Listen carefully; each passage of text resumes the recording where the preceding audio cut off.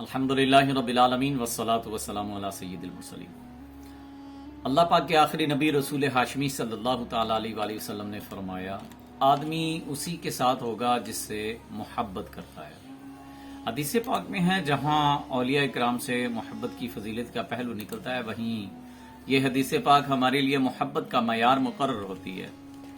معلوم ہوا کہ جو جنت کے رستے پر چل رہے ہیں، جو نمازیں پڑھتے ہیں، سنتیں اپناتے ہیں، نیک کام کرتے ہیں، جنت میں لے جانے والے اعمال کرتے ہیں، اگر آج ہم ان سے محبت کریں گے، ان سے دوستی کریں گے تو انشاءاللہ الکریم روز قیامت انہی کے ساتھ ہوں گے۔ اور اللہ نہ کرے اگر آج ہم جہنم کے رستے پر چلنے والوں کے ساتھ بیٹھتے ہیں، جو نمازیں نہیں پڑھتے، روزے نہیں رکھتے، گانے باجے سنتے ہیں، فلمیں دیکھتے ہیں، گالی گلوچ کرتے ہیں، لڑائی جھگڑا کرتے ہیں، فائٹ کرتے ہیں، شراب پیتے ہیں، جوا کھیلتے ہیں، اللہ و رسول کی نافرمانی کرتے ہیں، اگر ہم نے ایسوں کے ساتھ دوستی لگائی اور خدا نہ خواستہ توبہ کیے بغیر ہی دنیا سے چلے گئے تو حدیث پاک کے مطابق روز قیامت انہی کے ساتھ اٹھائے جائیں گے۔ اللہ عیش کرے رسول۔ یہ احادیث سن کر ہو سکتا ہے ذہن میں خیال آ رہا ہو کہ یہ احادیث تو اس کے متعلق ہیں جسے آدمی نے دیکھا ہو، اس سے ملا جلا ہو، پھر اس کے ساتھ محبت کی ہو۔ ہم نے تو غوث پاک رحمت اللہ تعالیٰ علیہ کی زیارت بھی نہیں کی، داتا حضور رحمت اللہ تعالیٰ علیہ کی صحبت سے محروم رہے، خواجہ امیر رحمت اللہ تعالیٰ علیہ کی باتیں بھی ہم نے نہیں سنی، اعلیٰ حضرت رحمت اللہ تعالیٰ علیہ کی ملاقات کا شرف بھی ہم نے حاصل نہیں کیا ہے۔ ہمارے لیے یہ فضیلت کیسے ہو سکتی ہے؟ ہم روز قیامت ان کے ساتھ کیسے اٹھائے جا سکتے ہیں؟ آئیے اس خیال کی کاٹ کے لیے ایک حدیث مبارکہ جو ہے وہ آپ کے سامنے بیان کرتا ہوں، آپ کو سناتا ہوں۔ صحابی رسول حضرت ابو ہریرہ رضی اللہ تعالیٰ عنہ سے روایت ہے، رسولوں کے سردار مکی مدنی تاجدار صلی اللہ تعالیٰ علیہ وآلہ وسلم نے فرمایا، دو بندے ہوں، ان میں ایک مشرق میں رہتا ہو اور دوسرا مغرب میں رہتا ہو، یعنی دونوں کے درمیان بہت فاصلہ ہے، ایک دنیا کے اس کونے پر ہے، دوسرا دنیا کے اس کونے پر ہے، دونوں نے آپس میں ایک دوسرے کو دیکھا بھی نہیں ہے، آپس میں ملاقات بھی نہیں کی ہے، آپس میں باتیں بھی نہیں کی، بس سنا ہے کہ فلاں جگہ ایک بندہ رہتا ہے، نیک ہے، اللہ پاک کی عبادت کرتا ہے، بس اس بنیاد پر وہ آپس میں صرف اور صرف اللہ پاک کی رضا کے لیے فرمایا جب قیامت کا دن آئے گا اللہ پاک کے دونوں کو جمع فرمائے گا اور جو محبت کرنے والا ہے اس سے کہا جائے گا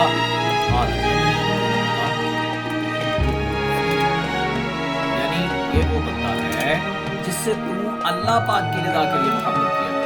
اللہ کیا شان! ہم نے غوث پاک رحمۃ اللہ تعالیٰ علیہ کی زیارت نہیں کی، یہ ہماری محبت ہے، ہم نے اللہ تعالیٰ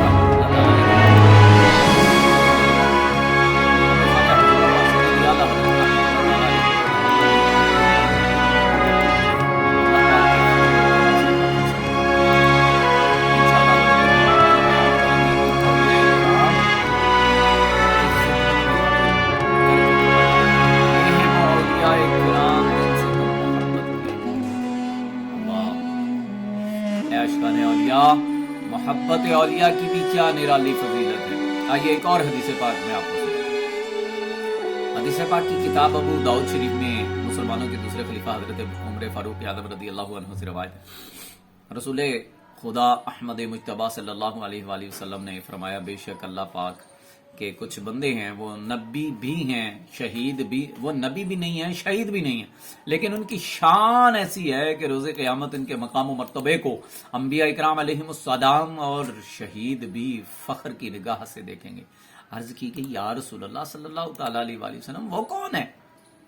فرمایا یہ وہ لوگ ہیں جن کی آپس میں کوئی رشتہ داری بھی نہیں، یہ وہ لوگ ہیں کہ جن کی آپس میں کوئی رشتہ داری بھی نہیں ہے، آپس میں کوئی مال کا لین دین بھی نہیں ہے، یہ صرف اور صرف آپس میں اللہ پاک کی رضا کی خاطر محبت کرنے والے ہیں۔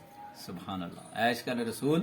ویسے تو الحمدللہ ہم اولیاء اکرام ہی کا صدقہ کھاتے ہیں، مگر ذرا غور فرمائیں ہم میں سے کتنے لوگ ہیں جنہیں غوث پاک رحمت اللہ تعالیٰ علیہ 10-20 مرلے کا پلاٹ دیا ہو؟ وہ کون ہے جسے اعلیٰ حضرت رحمت اللہ تعالیٰ علیہ کے خواب میں تشریف لا کر 50 لاکھ کا چیک دے گئے ہوں شاید کوئی بھی ایسا نہیں ملے گا. پھر ان سے محبت کیوں کرتے ہیں؟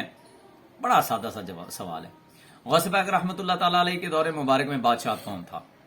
اس دور میں وزیر کون تھا؟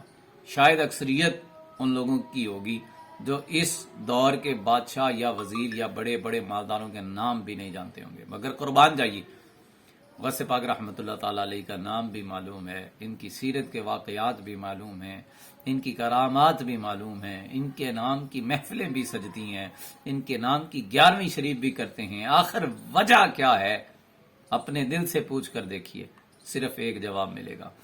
غوث پاک رحمۃ اللہ تعالی علیہ کے اللہ پاک کے نیک بندے تھے، وہ راتوں کو عبادت کیا کرتے تھے. غوث پاک رحمۃ اللہ تعالی علیہ روزے رکھنے والے تھے. غوث پاک رحمۃ اللہ تعالی علیہ نمازیں پڑھنے والے تھے. چونکہ وہ اللہ پاک کے محبوب بندے تھے، اس لیے ہم ان سے محبت کرتے ہیں. اور جو صرف اور صرف اللہ پاک کی رضا کی خاطر آپس میں محبت کرنے والے ہیں، ان کی بھی کیا شان ہے.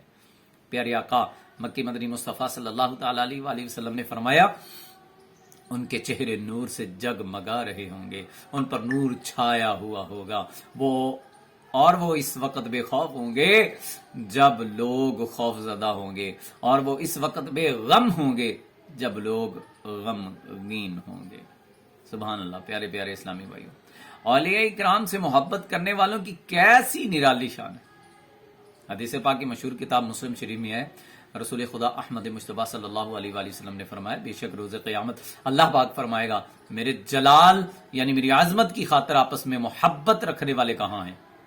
آج جب کہ کہیں کوئی سایہ نہیں ہے، میں انہیں اپنے عرش کا سایہ عطا فرماؤں گا.